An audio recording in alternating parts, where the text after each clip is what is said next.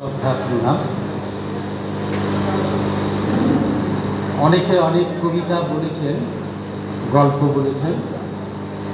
আমি কৃতজ্ঞ এখানকার আয়োজক কমিটির কাছে যে এরকম একটা সাহিত্যের ভক্তদের সামনে আমাকে সুযোগ করে দেওয়ার জন্য।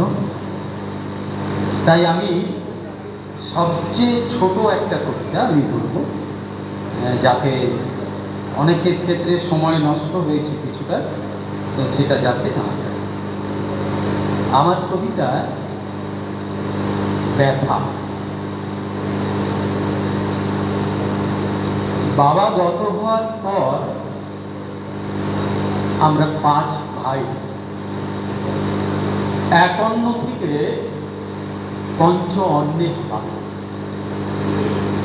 আমারটা অবশ্য সবার থেকে ছোট।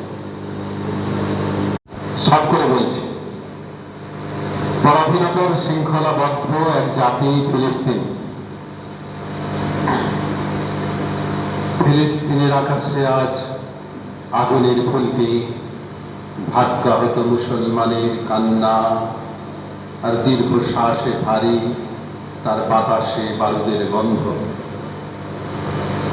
ইসরায়েলি বর্বরতা, রাষ্ট্রীয় সন্ত্রাস, পাশবিক জুলুম, জবরদখল ও আগ্রাসন সুদীর্ঘ 7.5 দশক ধরে চালিয়ে যাচ্ছে নারকীয় হামলা, হত্যাযজ্ঞ ও নিপীড়ন।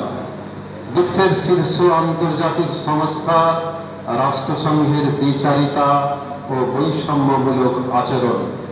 ফিলিস্তিন ইস্যুতে তার নেই কোনো হেলদোল, নেই কোনো মাথা ব্যথার কারণ। মা পশ্চিম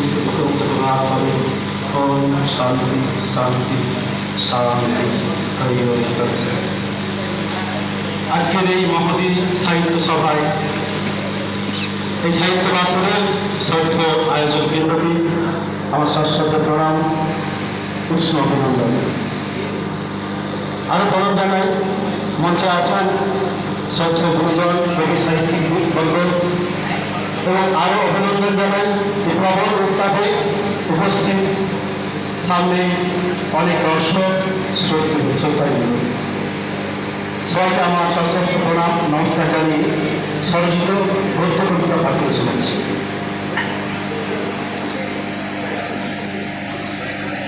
নবীনের আহ্বান।